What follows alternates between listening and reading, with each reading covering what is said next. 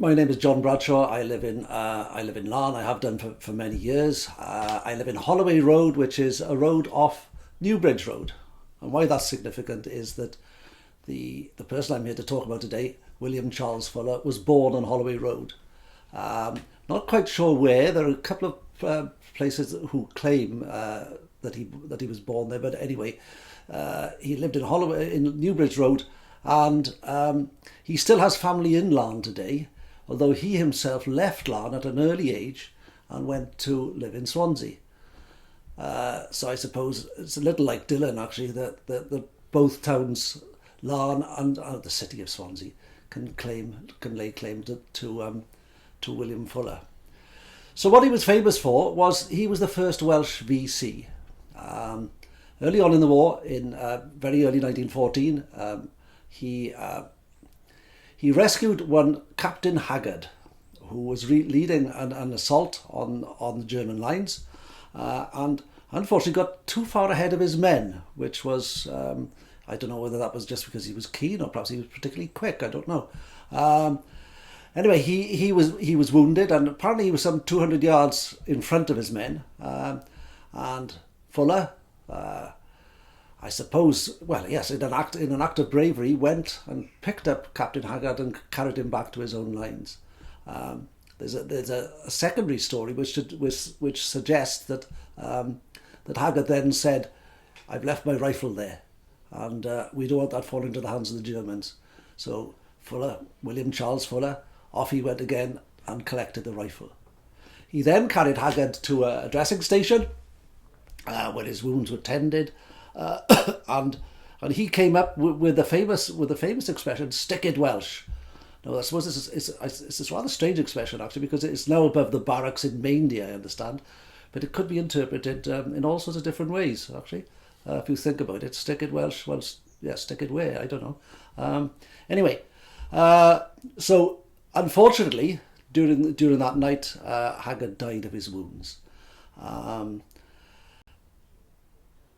Fuller went on, but was shortly after that he was injured himself and was invalided back home to Blighty, and he became a recruiting sergeant, having recovered from his wounds, and he recruited in and around the Carmarthenshire area and was quite a well-known figure apparently in Carmarthenshire, and there are one or two, well, rather colourful stories, let's say, about him. One of which I'll refer to he was in, and this is reported in one of the newspapers at the time. I think it was 1915.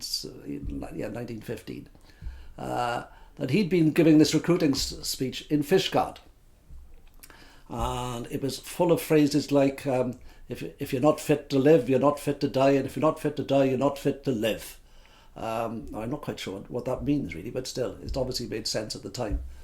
Now, it just so happened that there was a travelling menagerie, something you don't get now, a menagerie, animals.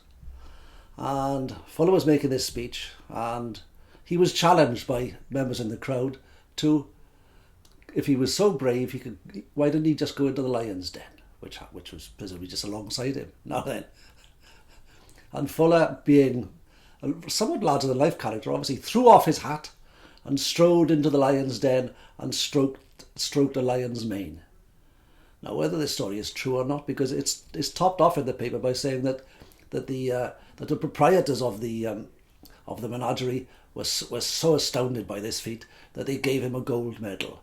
Now, whether they just happen to have a gold medal lying about at the time, it's not really said. But anyway, so that was. I'm fond of that story because it's sort of, and even if it's not true, it ought to be true. That's the great thing about it.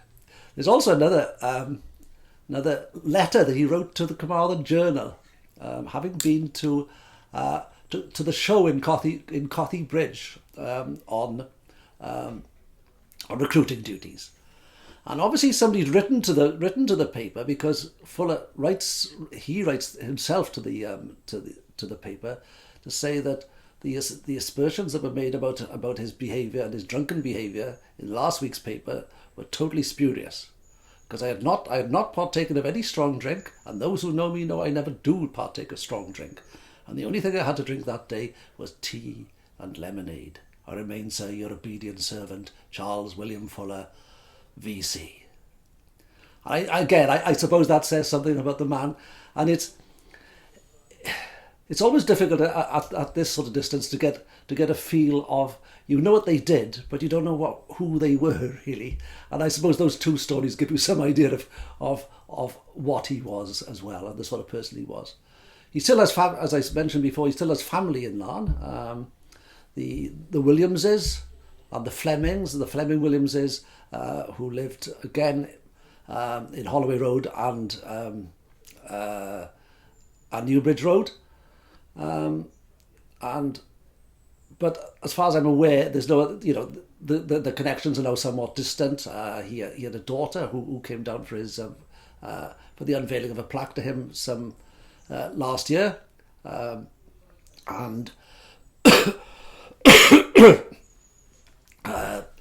and he is now commemorated as he should be in the place of his birth.